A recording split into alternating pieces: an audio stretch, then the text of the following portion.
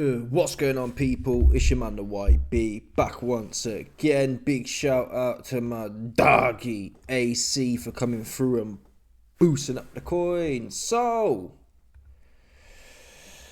we got a leaked video for you, man, who are now regarding Mike Tyson versus the plumber from Oklahoma, Fake Paul. Look at this ring here, people. Look at this dinner lady looking ass. We got the open workout. And I'm going to listen, I'm calling a spade here. I like what I see here. If you're backing Mike, my favourite outcome is Mike on points or a draw. But if you're backing Mike, this open workout right here is exactly what we were supposed to see. Okay? So I'm going to play some clips of it. Look at this. Look at this corny dude. Look at what is that on his head? He got a chicken on his head. I don't know what's wrong with this guy. But even here, on this frame, before we play some of the clips, look at that body there. That body is bulbous and soft. He's going to be slow as molasses. And I also want you to note, Jake Paul's coming in. Them gloves look tiny. They're probably the 14 ounces, I assume. Surely he's not warming up in 10 ounces, but they look very small. And I want you. The reason I bring that up is to say, look what Mike's training in. So here's Fake Paul. Here's some clips from Fake Paul. Let's get rid of the music. He looks slow as molasses, people. Them jabs there look slow as molasses. I'm going to be serious. In them little gloves, he looks slow. You think Mike ain't going to slip that? Is that what you think? The Jake Paul homosexuals. You think Mike ain't going to go beep? Yeah? He's too heavy and too slow now. He's even slower than he was. But he wasn't the quickest before. He couldn't catch Tommy like that. He could not. He could not touch Tommy like that. Catch Tommy like that. Yeah?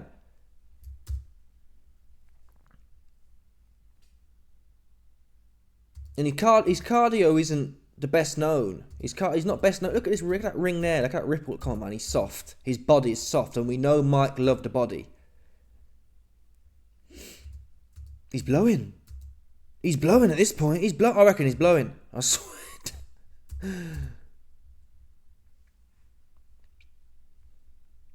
You come out. I'm telling you now. Mike, this tippy tap. Listen. It's pad work, it's warm-up. Often fighters don't want to give away what they're doing and whatnot. We know Jake Paul can throw his hands around. No one's disputing that. I'm telling you, Mike once said it. Their skills are primitive. Yeah? When you get in there with Mike with primitive skills, you're as good as dead. Quote. Okay? And this guy's skills, OIB. You can't box. OIB. It don't matter. It don't matter whether I can box or not. What matters is Fake Paul cannot. Yeah, looking at the floor. Oh, I need to take a lot off again. Looking at the floor, piking your lead hand out. Looking at the floor and chugging your right hand over. You can't box. No other fighter does that. Even Wilder, to be fair to him, Wilder didn't look at the floor and throw his right hand. At the best of times, Wilder would... There was a few times I think Wilder was looking at the floor, but the best of Wilder, straight down the pipe. You don't see Jake Paul throw shots straight down the pipe. He's looking at the floor to try and get his head. He doesn't want to see what's coming back. He wants to throw... They call it. He wants to throw and pray that something's there. He lands on. So he's all hoping. He's hoping. He shuts his eyes, look at the floor, and have a dig. Nothing on that. Mike's not going to respect that. There's the uppercut there. They'll be looking for. Now, we've looked at elements here. Or we've talked about elements for Mike. I think Mike's uppercut is what can make the difference in this fight when Fake Paul's looking at the floor and stabbing his jab out and winging his right hand over. Slip off and drill an uppercut in the middle. That's what I think will make the difference here. Everything else, it's a fight end of the day. That's not saying Mike can't catch him with any shot.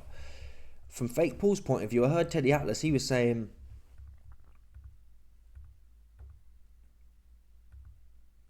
I mean...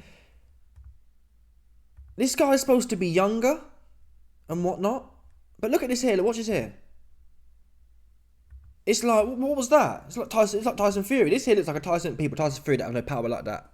And to be fair to Fury, he's quick. Fury's got power. Fury's got speed. So Jake Paul's doing this Fury technique where he's just slapping things out. But you don't have the speed with it, watch. jab hook. It's like, whoa, his arms, his elbows all extended. It's like, that's not going to do nothing to Mike. It's not. That's not going to put Mike off. Boop, boop. Slapping a jab out and super slow and slapping a left hook. You get people, I'm telling you now. If Fake Paul gets caught with his hand out there like this, watch. Oh, that was it. We missed it already. We've gone past it. If Fake Paul gets out there trying to slap a jab and follow up a hook off it, like that, again, oh, it's only training. That's fair. That's a fair point to say. You'd like to think Fake Paul turn it up a notch. He's a slapping hook. But he does that. He does slap. He slaps his hook. He clubs. All of his punches are clubbed. And if you watch Jake Paul, I actually think he looked best against Gibb. He was all narrow. And ever since he started knocking people out, knocking out light, soft wrestlers, he fell in love with his power. And now he just wants to brute force it. But he don't look pretty, number one, and number two, it's not that effective. That's why you couldn't break down Tommy. Yeah? The sweet science ultimately is never about. Very few. Name me a fighter who's got away with just going in there and winging. You'd probably have to look more towards someone like George Foreman. He was able to just use pure brute force. That said, he could also box as well. He also knew what he was doing. He was cute enough in there. He wasn't like Fake Paul is. Fake Paul, people like to say, oh, he's unorthodox. No, he's not unorthodox in a cool way, in a tricky way. He's unorthodox in a disabled way. Yeah? If you go to any disabled school and get them to box, that's what Fake Paul would be. That's where he should. Look at... Not thinking about what he's doing.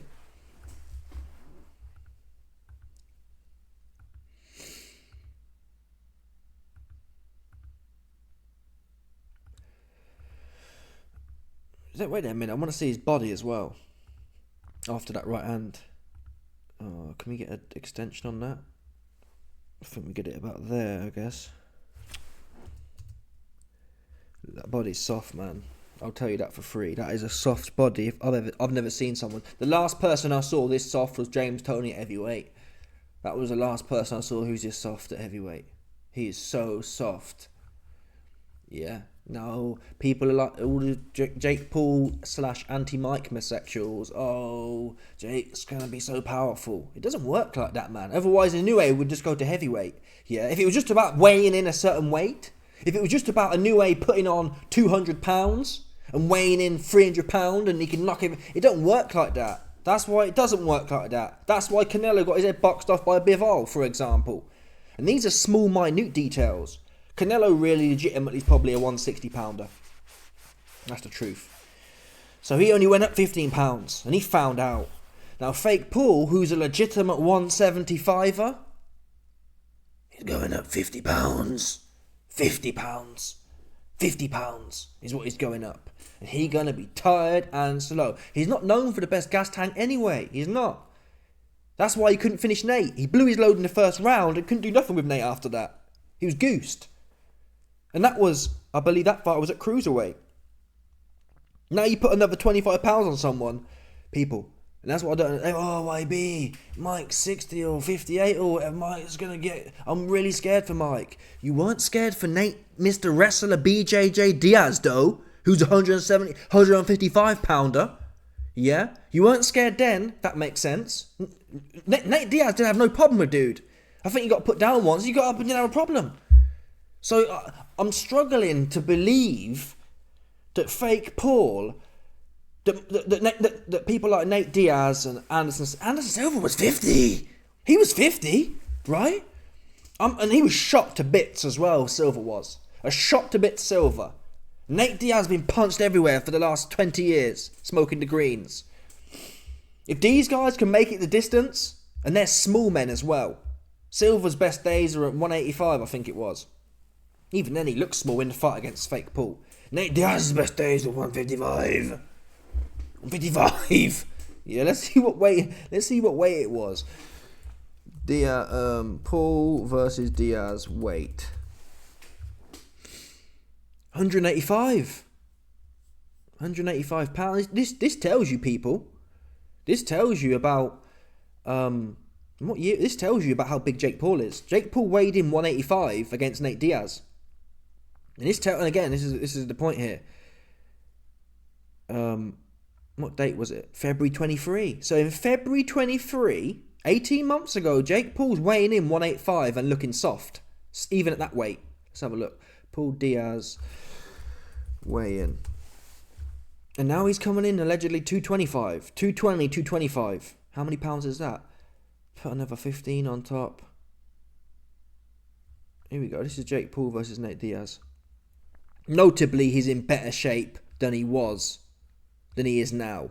But this is probably more like his natural weight, like I keep saying. He's illegitimate. Jake Paul would comfortably, I think he might even, looking at what I see here, he might even be able to boil down to 168, to be quite frank, if I'm honest. If he was bone dry lean, with veins showing it, show me any veins here on this dude. This is at 185. There's no veins here. There's no vascularity nowhere. Yeah, he's got a little bit of a six-pack there.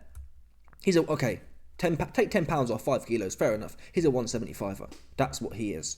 And he's coming up to 225. That is an accident waiting to happen. Oh, he's 58. Mike don't need to be... If Mike was 45, the plumber from Oklahoma would get some serious harm done to him. This is good for Jake Paul that Mike's 58. Because if he wasn't 58, there'd be no doubt. Yeah? This is the equivalent of, let's think of an example, a fighter putting on. So at 175, it goes to 225. That's like, well, I was about to say that's like Beterbiev going to fight some heavyweights, but he probably would do okay with some of them. But even then, no. If you put Beterbiev in there with Bacoli, he's going to get chewed up because he won't get a look in edgeways. Too big, just too big. He won't get a look in edgeways. I don't believe he'd get a look in edgeways. Or Daniel Dubois, to be quite frank. But that's the kind of leagues you're talking about here. It's just too much. It's like putting Canelo in there. Anyway, yeah, essentially putting Canelo in there with the heavyweights. That's what it's like.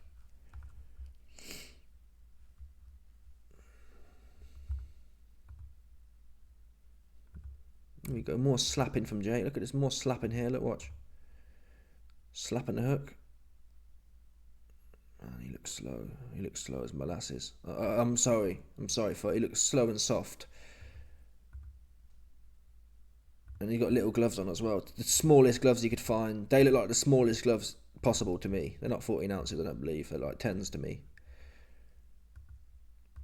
Maybe they are 14s actually, but either way. I think that's the fake pulse footage more or less done now.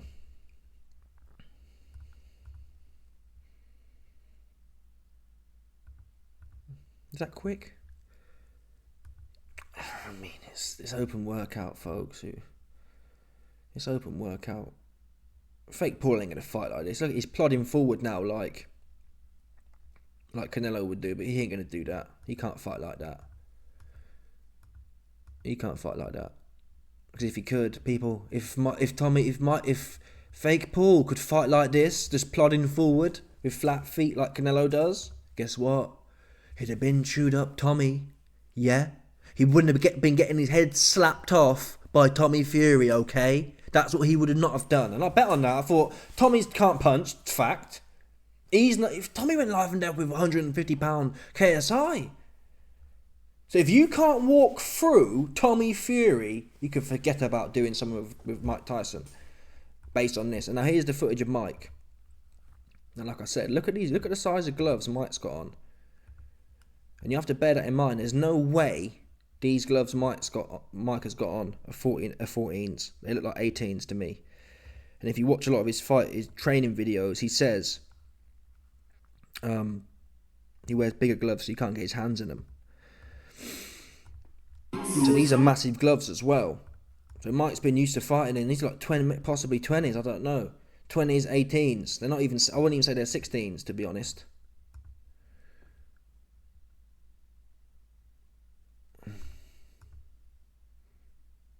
See, people are saying his legs are shot. His legs look okay to me. They look okay to me.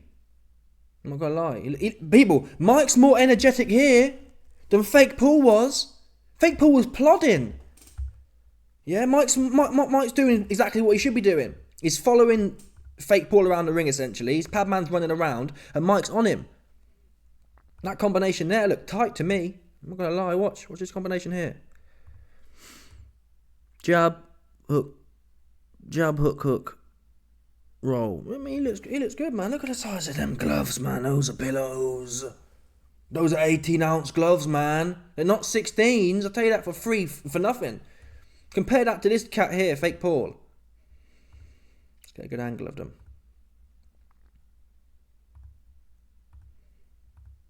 These look like them gloves there look like fighting gloves. They're like 12s or probably 14s, but they're 14s. Look at the size of that, man. It's near as big as his head.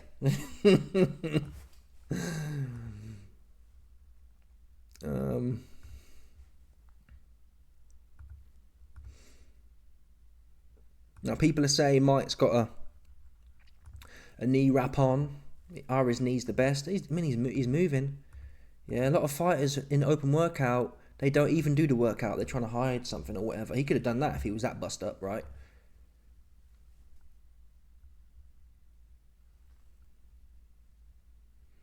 I mean, look at them angles he's cutting there. And obviously it's a pad session, but there's energy there. Fake Paul ain't got that energy. His feet are heavy. Mike's skipping in. Come on, people. Come on. This is Fake Paul. 2-minute rounds. Yeah, a natural heavyweight. Who's got... Look at Tito Ortiz. Tito Ortiz is... Chuck Liddell's pad work. Yeah, Chuck Liddell's pad work. Before he came back. Pad work. Before... What was it again? Tito. Chuck Liddell works out... Here we go. This was the one here, man. This was the one. And he looked like... Genuinely, he looked like he needs to be in a Parkinson's resort. That's how it... I remember watching it thinking, whoa. And people were saying at the time, oh, Chuck's just messing. Chuck's trying to lure you in kind of thing. And it obviously ended up that he was actually shot to complete bits. Completely shot. Look at this guy, look. This is someone who's shot to bits, okay? This is someone here who's completely shot. Look at that there. Just like, he looks like an old man there. No one will ever tell you. Look at this, look. People, you can go to a CrossFit session for OAPs and see work like this. This is not a hitman type pad session. There's no explosiveness at all. His back's stiff. His hips are stiff. He's just stiff. He can't even step out. You saw how he stumbled stepping out then. Watch, he finishes the combination, and normally boxers or athletes will like take a step back kind of thing. Watch. He's stumbling. Look, he's like rigid. That bit there. This bit here, watch. He's slapping the car, man. His hips seized up at that. He's like juddering out. People, where do you see... Yeah? Where do you see Mike stumbling out? Where are you seeing that now? Yeah, but where? Just show me where you're seeing this. It's pissing me off. Come on. Come on.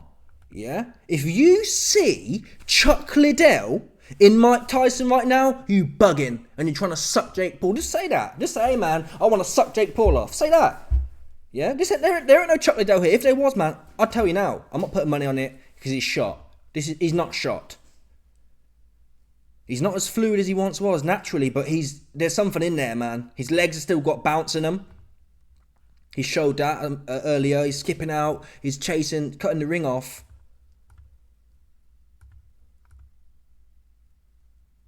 He looks good for me. To me, he don't look like this dude. He does not look like this dude. That's for sure. Oh my god, this is one of the most sad things to watch I've ever seen. Beaks right in the air. Now Chuck Liddell wasn't clean. He's a wrestler essentially, but still, Chuck was dangerous in his day.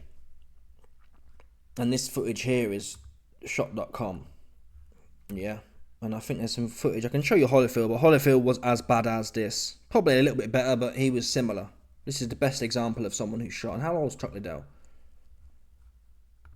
And you got to remember, Chuck Liddell had a lot of hard fights.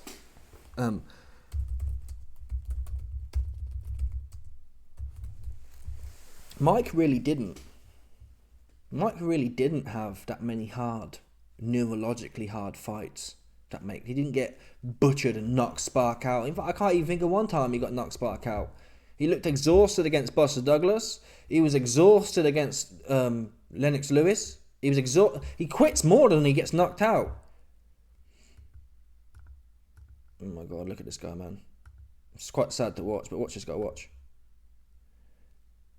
Stiff as a board, getting them hips up. Normally when you see mixed martial artists kick the bag, their foot's like a whip. He looked like he was he was angling it up. Look, stiff hip. Super stiff, man. There's no snap on that. There's no fluidity. He's shot to bits.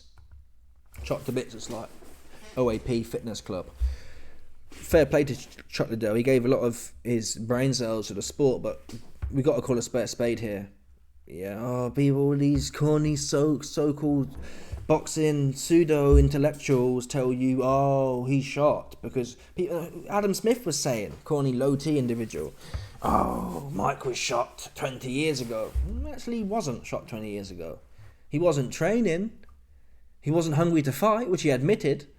He was not actually shot. A shot fighter is someone like Muhammad Ali, who's in there, just a heavy bag, completely shot to bits. Or Orderly Harrison. Now, Ali earned his shotness through taking shots, if that makes sense. There's different types of... You got neurological shotness, which is what Chuck Liddell has. And then you've got psychological shotness, which is your Orderly Harrison's. Psychologically, physically, Orderly Harrison's actually okay. He just ain't got it in his head. Yeah? And Mike has actually strong... You can't say Mike's psychologically shot. He wouldn't take it. And physiologically, I just don't see it. I'm afraid to say, folks. Come on! Just come on for a second, people. Come on for a second. In what clip of that video I've just shown you of Chuck Liddell... And Mike Tyson's a bigger man than Chuck Liddell as well. Mike Tyson's a big man. In what part of that video from Chuck Liddell do you see here? Tell me now. I can barely see the punches. Jab, what was it? Jab, right hand, left hook. And ducking off and pivoting off. Jab, right hand, and he's off. Come on, people. Come on for a second, man. It's actually getting to me now. I don't know what you man are seeing. I don't know what you're seeing and what you're not seeing. Jab, angle. It's a nice hook as well. Short.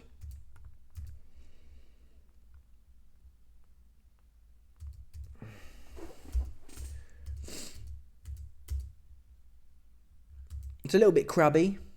But pads, trying to throw uppercuts on pads is quite difficult anyway, to be honest. It's not making excuses, but Mike's always been a bit crabby, and he's not like a Canelo, for example, who's going to wing him in. But to be honest, the more I watch with boxing, people like Beterbiev, I used to think the way to do it was to load up and wing a shot, but in reality, man, you look at the actual boxing game, Beterbiev, he ain't loading up. He's just pushing them out. Usyk, he ain't loading up, he's pushing them out. So I'm trying to think. Canelo's one good example, but ultimately he came up against someone who just pushes him out. Bivol. He got his head boxed off. So there's actually more evidence now that being quicker rather than more powerful, as we know the cliche speed kills, is probably more valuable. Look at Floyd. Floyd was super quick. Not loads of power. It worked. So I'm not necessarily hating this right now. Especially at this point in his career, there'd be nothing worse than seeing Mike Tyson go in there and try and load something massive up and just be missing all the time. It's probably best he's in there and he focuses on being more crabby and just hitting something.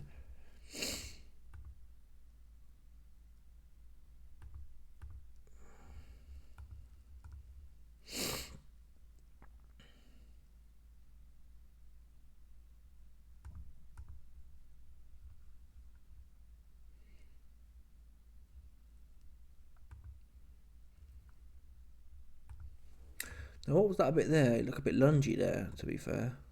I was about to shield my base, but that did look a bit lungy. I'm not sure what he's doing. This trainer's a bit goofy as well. This trainer's doing too much talking, man. So he lunges in with, he's got a jump jab there. I think it was. Jump jab. Yeah, that's more the trainer not setting the next punch up. So Mike leaps in with a lead jab, and the trainer ain't put his hands up yet to throw someone else. So Mike looks a bit ponderous.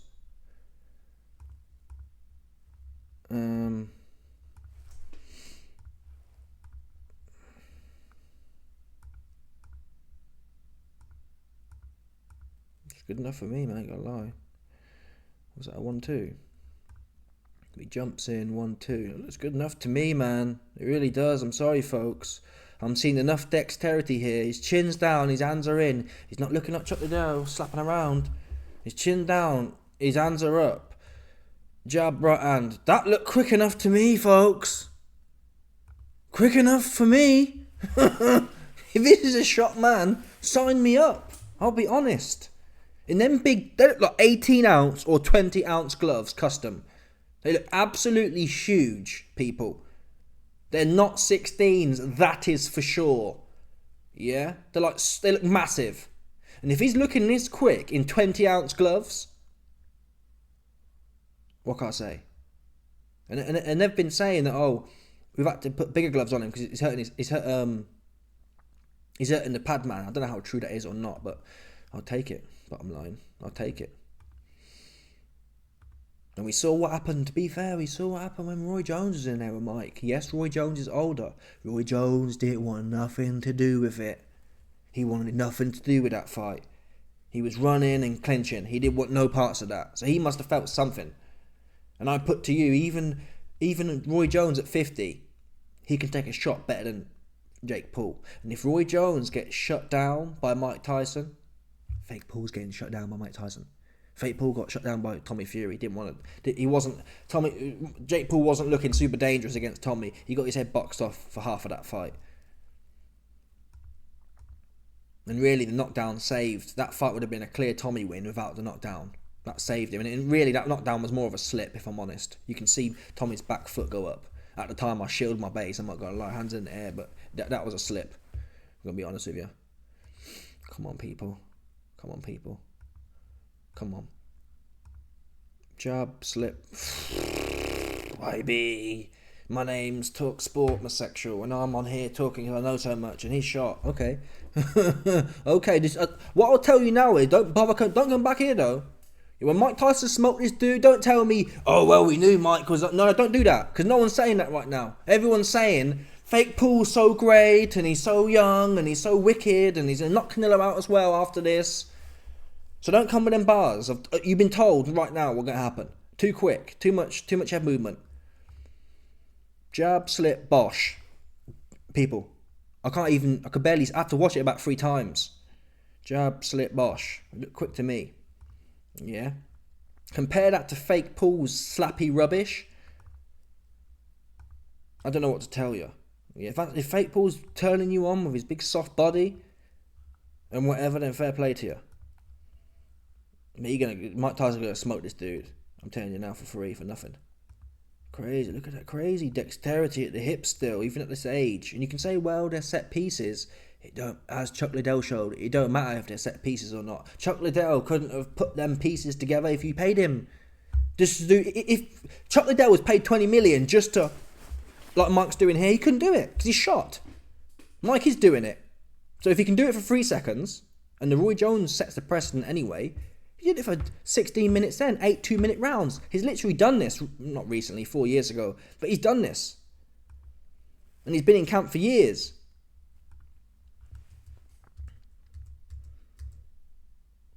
Man, he looked good to me. Look at that. That combination there was phenomenal.